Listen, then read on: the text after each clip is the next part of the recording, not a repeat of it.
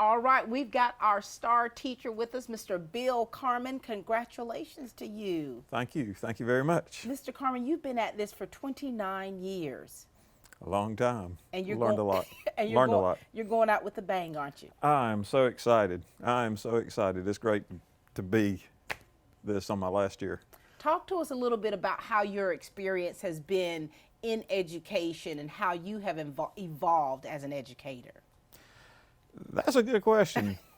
One of the things when I first started teaching, I thought it was about what I could achieve in the classroom. But then as I became more confident as a teacher, I realized it had nothing to do with me, and it mainly had to do with the students. And if I trusted the students to take what they've learned and run with it, they would amaze me. Wow. And so it was just fun toward the end to learn to quit focusing on me and focus on the students and let them really explore where they could go with it. And I'll go back to Mario. There was Mario and Alan Rubio. They've always been in my class the last few years, and they competed in a lot of stuff. And in my mind, I would have a vision of what I wanted. Right. But it took me having to back off and say, it's not about me, it's about them. Wow. And let them really do what they can do. And the kids the students, young adults, will rise to the occasion, and they'll do it. And I think that's been the most enjoyable thing about learning how to teach. And what I love about how you teach is the kinesthetic part of it, to where it's hands-on. I mean, you'll do what you need to do as far as showing them book-wise, the terminology, how this needs to be done. And then it's like, then there you go. You all are doing it. Yeah. In high school, elementary school, middle school, I never was one that could memorize stuff very well. Right. But I could always figure stuff out. And that was the fun thing about what I teach, is math becomes real. You know, it's no longer a formula, it's an application. Right. You know, the geometry, the curves, obtuse and acute angles, they all are there, they become real. Wow. And that's when it becomes fun. And I want the students to get that same feeling that, there's a purpose behind it, there's a need for it, and industry wants it. And and you're preparing these young people to be the leaders, in our, as far as the economic development, their workforce of what they're doing, to where they're learning these skill sets in a classroom. Yeah, one of the things, and it's part of my curriculum, is problem solving. And the students have to be able to look at a problem, decide what that problem is, and then come up with a solution for it. And I think that's what industry is looking for, is people that can take a problem, analyze it, and say, hey, this is the solution and the direction we need to go. And not only that, once they get going in the right direction, if something goes astray, then can they look at it and say, we need to tweak and come up with a little bit different direction that we're going to head in. And the students will do it if you give them an opportunity. And look at the responsibility that you place on them, because you're like, okay, I'm going to teach you this, but now here it is, you've got to do the work. Right. Yeah. And there's so much of it, from taking care of the equipment, making sure it's running. And I think if you don't trust the students and instill in them that it's their classroom, then I would constantly be fighting a battle of taking care of the equipment. But once they believe it's theirs, and it's their equipment, then they become the leaders, and it's their classroom, and they can do it. Now they have to learn the basics. Right. You got to you learn how to walk before you learn how to crawl before you walk. But after that, let them run with it. And they've run with it, and you have run with it for the past 29 years. 29 years. And so when those students turn those tassels, you're going to be turning in your... Yep. I'm going to graduate with them. You're graduating with them. And how does that feel for you? Because you've been doing this for a long time. Liberating.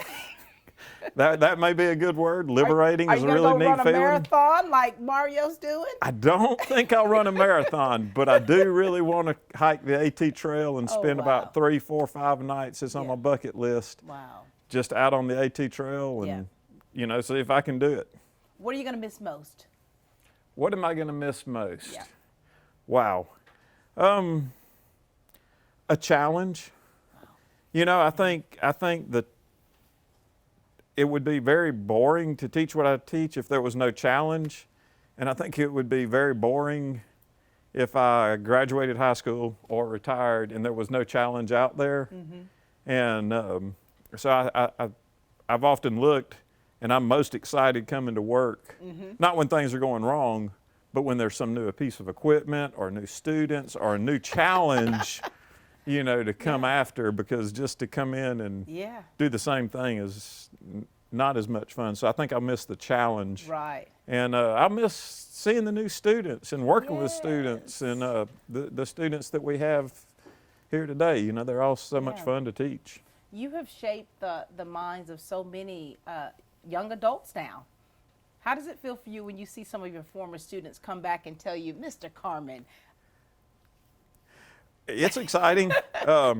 I think back about Jennifer Bryant. She was one of my students. Was she? And I see her interacting with students now. Yes. And, you know, it makes me proud to think that she was one of my students. I see so many of the students. Michael Daniels is a fireman now. Wow. James Deal is a policeman. Bullard is a policeman. I see so many of them that are out there in the community that are giving back. And, you know, I don't think I had a lot to do with them becoming a police or whatever, but it's great to see my students, you know, going on to help other people and do great things. Absolutely. So what last words, Mr. Carman, do you want to give to East Lawrence, the staff, students? What do you want to say to them? Because this has been a part of your life for a long time. And even though I know you're ready to get onto that bucket list, there's things that you're going to miss, you know, that day-to-day activities that you're so used to doing and faces you're so used to seeing. Wow. All right. So, and we kind of I've discussed this earlier, there's a video that I always show of a crab coming out of its shell. And some of the students are laughing because they watched the video and it didn't make any sense to them at first. But when we first watched the video, it shows a crab coming out of a shell. And the kids are like, why are we watching that in the engineering class? But part of that is, in order to grow, that crab has to get out of its shell. It has to grow on, it has to break out of its shell. It's very vulnerable. You know, it can be eaten, it can be stepped on, it can be squished. People eat soft shell crabs, great meal. And so they're very vulnerable at that point. But the only way the crab is going to grow is to break out of its shell. And I think that's one of the things, and when I was looking at retirement, and so often I've told the students, you know, don't be scared of what's out there. But then there's always that hesitant, you know, wow, if I retire, what if?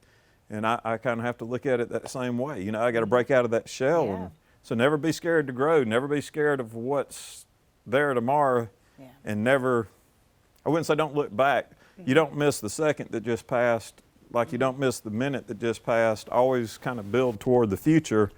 And, you know, there's nothing you can do about what happened yesterday. It's only what you can do tomorrow. And that would be my thing, is just keep living. Keep living. Keep living. Thank you so much, Mr. Carman. We thank you for the many years that you have poured into the position here that you've loved so much, the students here, lives that you've impacted, and we are just grateful for you. Congratulations for you being named Star Teacher. You deserve that. I tell you, you're going out with a bang. I know. It's exciting. That little crab. It's exciting. That That crab didn't. Right. Shell. There you go. There you go. Well, we look forward to you being able to relax and go on those hikes and do whatever, enjoy the fruit of your labor. Well, thank you very much. Because it's well deserved. Thank you very much. Couldn't have done it without great kids and administration. Thank you so much. Ladies and gentlemen, this is our star teacher and soon to be retired, Mr. Bill Carman.